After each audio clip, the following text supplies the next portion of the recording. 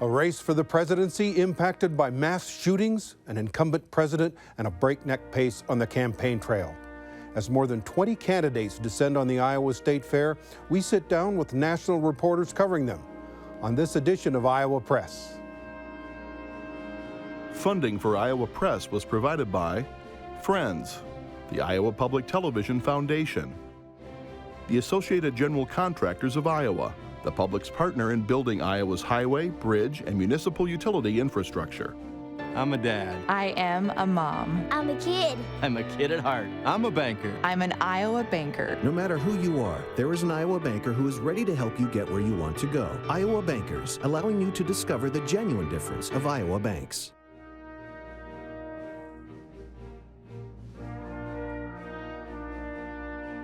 For decades, Iowa Press has brought you politicians and newsmakers from across Iowa and beyond.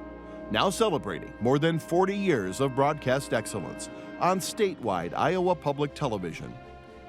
This is the Friday, August 9 edition of Iowa Press. Here is David Yepsen. When the Democratic National Committee outlined monthly presidential debates from June through the end of 2019, they left out the crucial month of August. Candidates are already taking advantage of the full month without debate prep by diving into the butter cow and the deep-fried Twinkies at the Iowa State Fair. On their heels are state and national political reporters, and some of them join us today at the Iowa Press table for a campaign update. Jeff Zeleny is a senior White House correspondent for CNN. Lisa Desjardins is political correspondent for the PBS NewsHour. John McCormick is a national political reporter for the Wall Street Journal. David Weigel is national correspondent for the Washington Post. And Kay Henderson is news director for Radio Iowa. Well, thank you all for coming out here to do this. We have cast of thousands here, so this is great. I'd just like to quickly go around the table. I'll start with you, Kay. Give us your analysis of the shootings and the gun violence that's gone on in that debate. What is the effect of that on this campaign? Well, obviously the effect is it has raised the profile of that issue. All of the candidates are articulating their stand on the issue. None of them are articulating a stand that's different than the one they held before the shootings happened. Sadly, I think that, the next national conversation may be about, something happening on the nuclear stage, and so the campaign debate will shift, but right now, this is obviously at the fore. And Jeff Zeleny, your take on this? I think more than anything, it has framed, allowed Democrats to sort of reframe this, particularly Joe Biden, in terms of the conduct of this president. I think that I was in Burlington this week when Joe Biden was giving a speech about, how he, he's fighting for the soul of the nation. That's his campaign theme, and he's used this to kind of refocus that. But the conduct of President Trump in the argument of Joe Biden is that, it's unacceptable, and this is something that should concern all Americans. So I think beyond the shootings, this has refocused the discussion on the rhetoric that the president has been saying since he's been running for office the last 3 or 4 years. So the shooting aside, I think just the conversation about this has really made this more of a referendum on President Trump. Call me skeptical on any gun legislation. I was covering Capitol Hill after Sandy Hook, and if that did not inspire senators to pass some type of a bill, the heinous murder of all those young kids, it's hard to imagine any shooting would. Lisa Desjardins, you're on Capitol Hill a lot. Yeah. I think right now the effect of the violence we saw is actually more in Washington than on the campaign trail. We'll see what happens. I do think the president and the White House reacted quickly. They knew that this is something that the president was going to be held potentially accountable for, and they wanted to get out in front of. There's been a lot of concern in the Republican Party about the president and suburban women, and shootings like this is something that really raised that concern. But I think we're talking about what's happening in Washington. I also covered after Sandy Hook, and that is something you hear in Washington a lot. If that didn't do it, nothing can. But I have to tell you, in the last couple of days, there have been some signs of possible openings, especially from Republican leader Mitch McConnell. 3 days ago, his team was telling me, heck no to the universal background check that's been passed in the House. Now he's opening the door, as is the president, to some kind of background legislation. The problem is that the House is going to want to go much farther than the Senate. And they're going to pass something. Can they pass something together is the question. Dave Weigel. Yeah, when it comes to the Senate, it played into Democrats' hands on something we didn't think Democrats were going to get a chance to play on, which is they're passing bills in the House. Mitch McConnell's blocking them. He had been kind of mocking and taunting them for having a graveyard in the Senate where all their legislation was going to die. So this is the first time that their 2020 Senate strategy has come into play, where people in states like Colorado and North Carolina are going to run on breaking his grip from blocking these bills in the Senate. And I think it revealed another issue where the president is very weak. Jeff was talking about it before in terms of the president's ability to unite the nation. Joe Biden focused on that. This is a president who visited shooting victims in Texas, and they didn't want to see him. That's fairly unprecedented, that a president is so unable to reach across the divide that people at the center of a national tragedy do not want to meet him. And I think in the long run, the more examples of this president being unable to reach past the base that narrowly elected him, that couldn't win a majority of the vote, we're going to see more and more examples of that. There haven't been many issues this year where he got the winning side. John McCormick. Yeah, I sort of agree with Kay. I'm not sure it changes the primary race very much, but it could obviously have some real effects in the general election. The general election is a long time from now, hard to forecast that.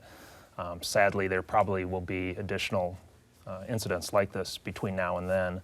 But I think for suburban mothers, suburban women, this is a real important issue. This gets their attention. There's a threat here in the homeland.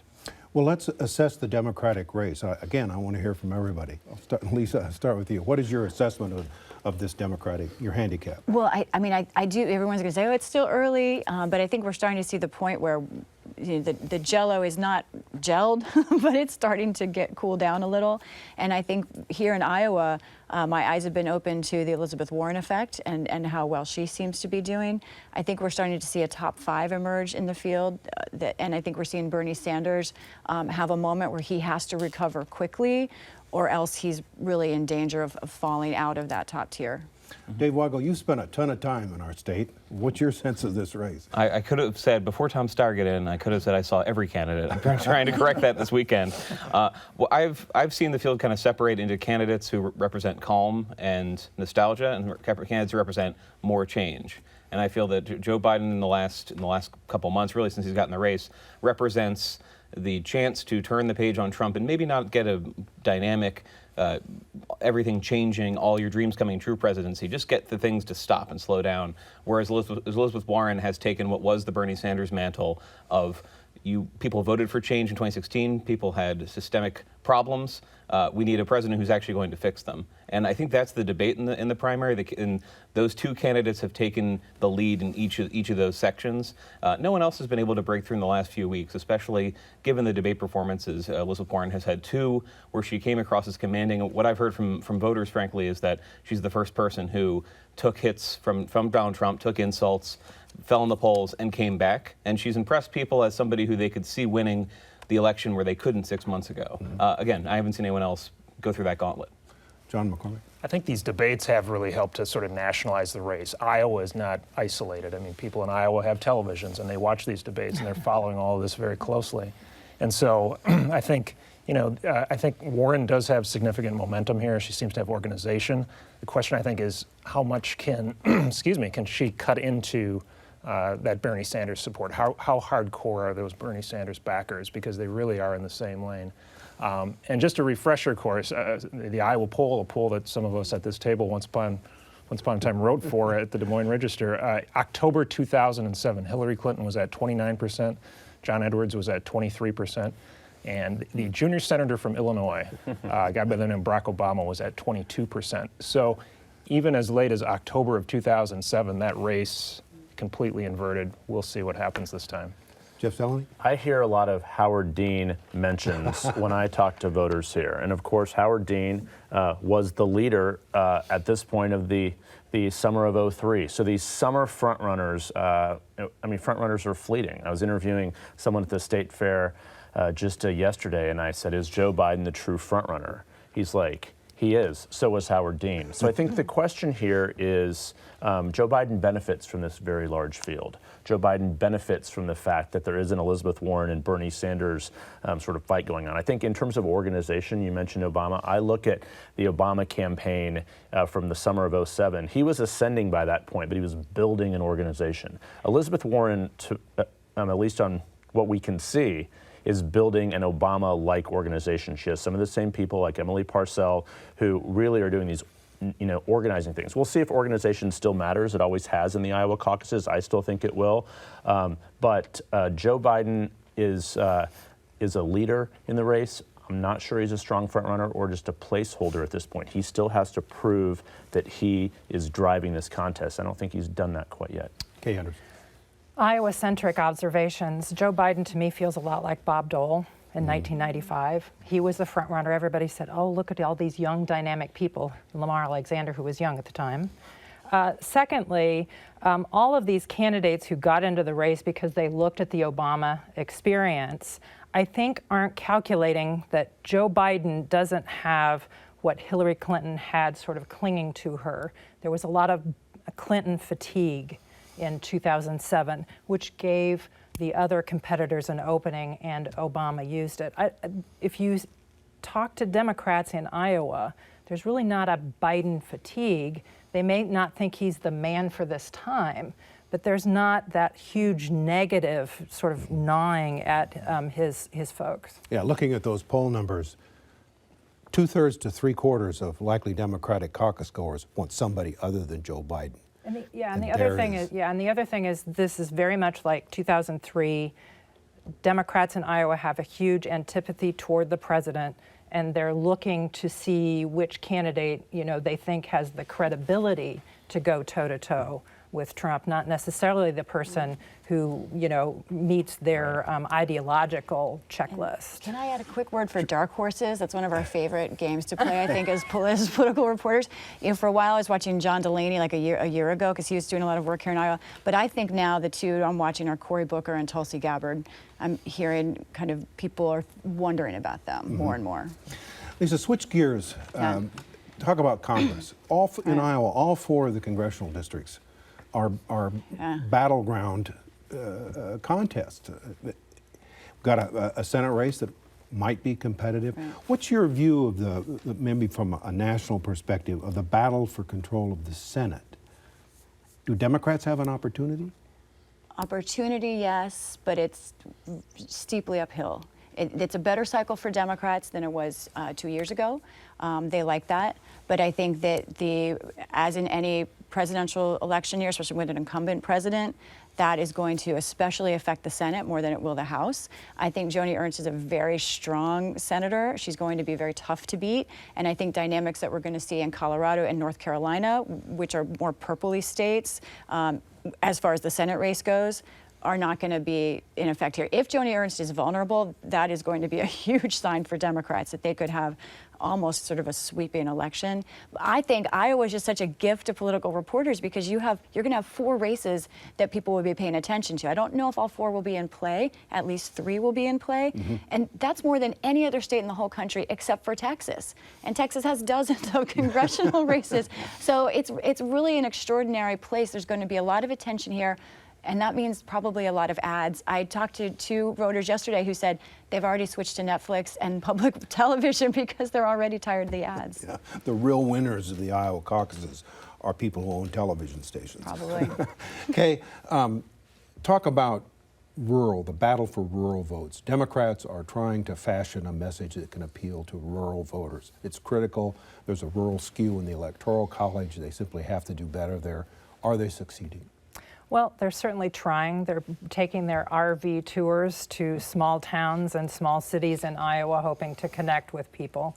And what really needs to happen for Iowa Democrats to be successful is not necessarily to win in rural areas, but to actually do better in rural areas, to have their people be more motivated to get to the polls. And people are obviously more motivated to vote in a presidential election year.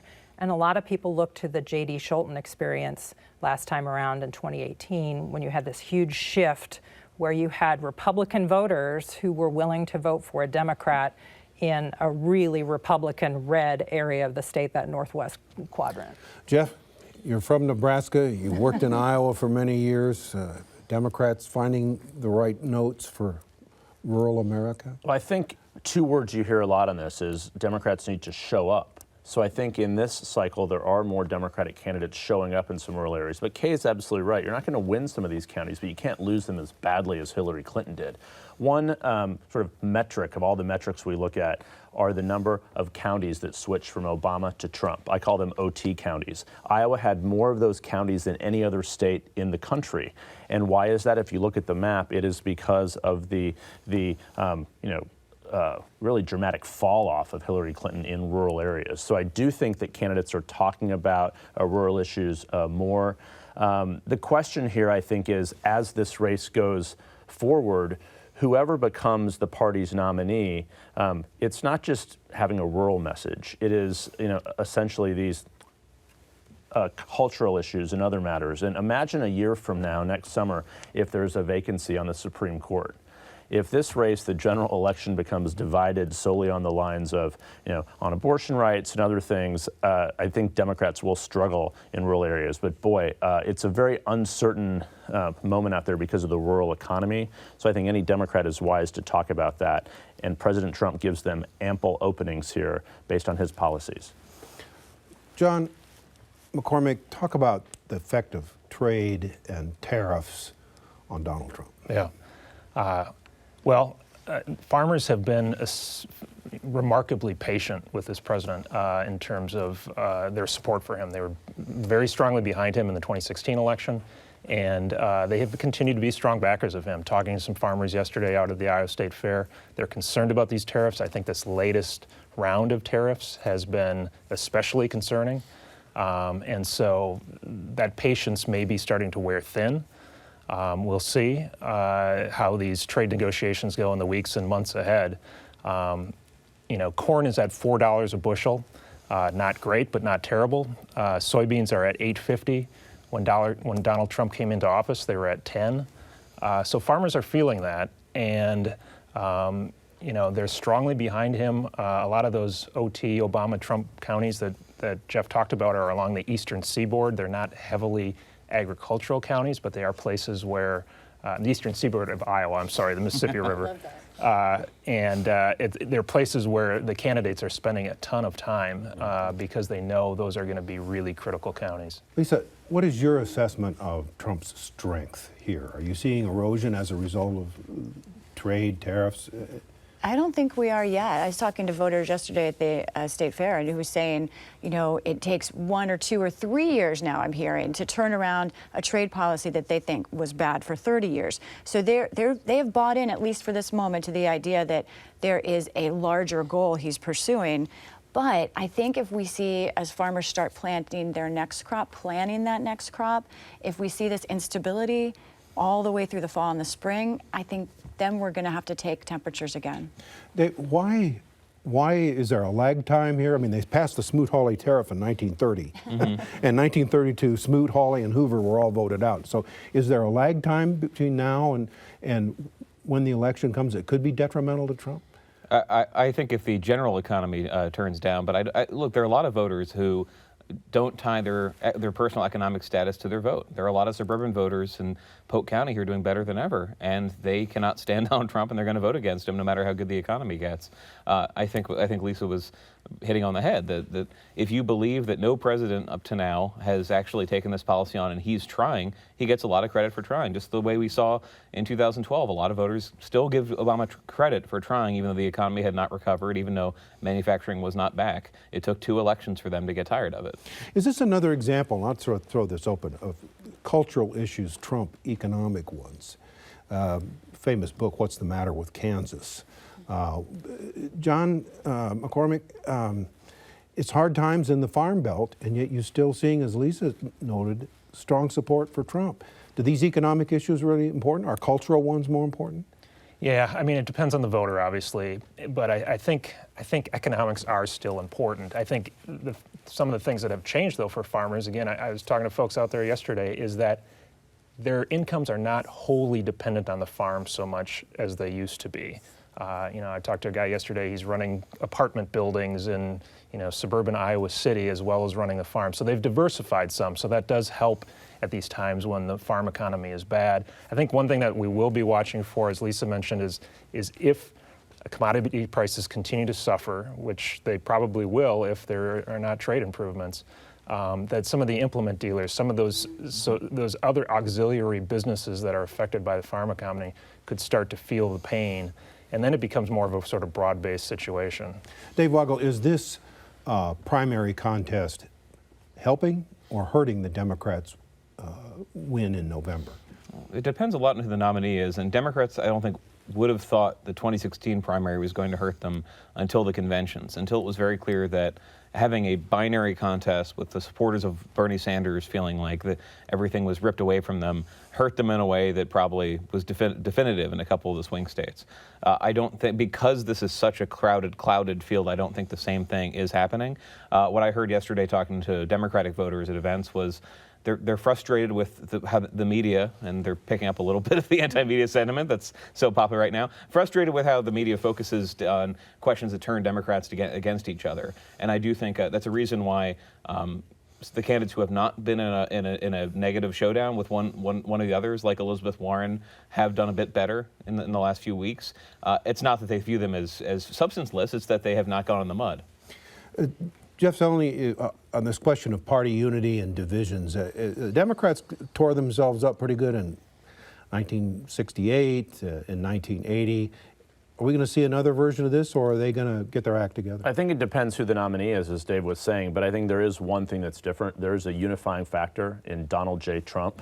He unifies, I think, Democrats unlike any other message that they could have. So I do think that the desire to unseat and defeat him is a unifying factor, but that is the central question of this campaign that we don't know the answer to. Don't believe anyone who says that they have an answer to it. Is the better path for Democrats to find a nominee who can win back some of those moderate voters, or is it to nominate someone to excite and turn out voters who didn't turn out last time? That's what this whole process is about. But I do think that the Trump factor is a unifying thing, which is why the biggest applause line for almost every event I go to is, I'm going to support the nominee. You see Bernie Sanders saying it all the time because people are suspicious of him. But I think Trump helps Democrats. Dave Weigel, we've just got a couple minutes left.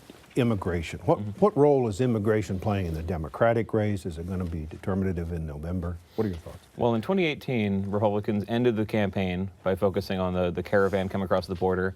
I think Democrats got a boost of confidence that did not actually swing races against them. I don't think there's a race you can point to in the House where they lost because of that issue. At the same time, the president is very comfortable elevating this. In Iowa, he tried this in a very emotional way in 2018 by highlighting Molly Tibbetts' family. He's shown that he's very willing to do that. And Democrats have continued to move towards their base even further than some Latino groups want, in saying that, yes, we're going to implement a health care reform that undocumented immigrants get onto. Yes, we're not going to have as many apprehensions. We're not going to focus as much on border security. There is a worry among some Democrats they're going to get over their skis just because Trump is so alienating and so aggravating to them that the impulse is to run the other direction towards their base. And Iowa is a place where I would expect some of that to slow down, because I saw it in 2007 when there was an immigration debate, and candidates like Barack Obama were not saying, if elected, I'm going to decriminalize border crossings. I'm wondering how far they're going to go because of the president exacerbating this. Okay, we have less than a minute, or just about a minute. Third parties. Do any of you see third parties emerging in this campaign, like they did with Ross Perot or Ralph Nader, that had an effect on, or the Greens? Okay.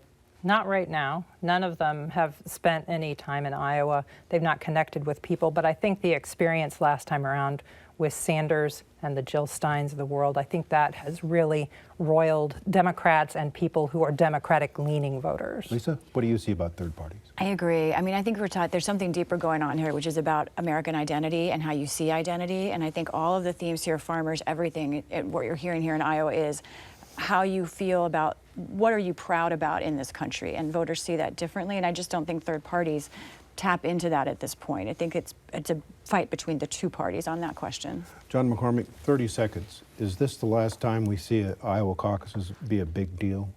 I think not. I think Iowa will probably continue to be a big deal. I think the DNC's early debate sort of winnowing process, the winnowing of the winnowing, is maybe weakening Iowa's strength a little bit, but inertia is very strong for this sort of thing to continue. It's great for the economy here.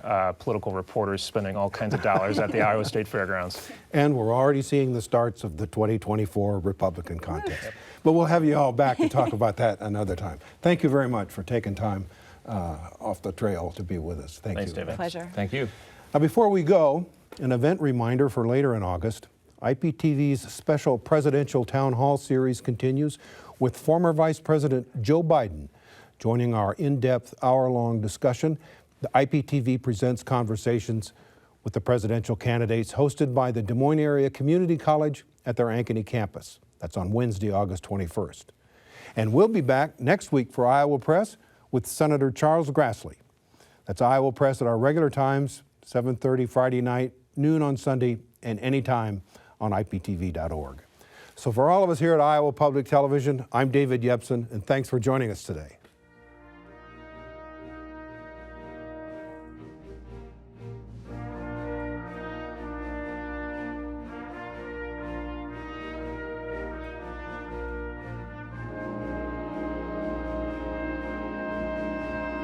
Funding for Iowa Press was provided by Friends, the Iowa Public Television Foundation, the Associated General Contractors of Iowa, the public's partner in building Iowa's highway, bridge, and municipal utility infrastructure. I'm a dad. I am a mom. I'm a kid. I'm a kid at heart. I'm a banker. I'm an Iowa banker. No matter who you are, there is an Iowa banker who is ready to help you get where you want to go. Iowa Bankers, allowing you to discover the genuine difference of Iowa banks.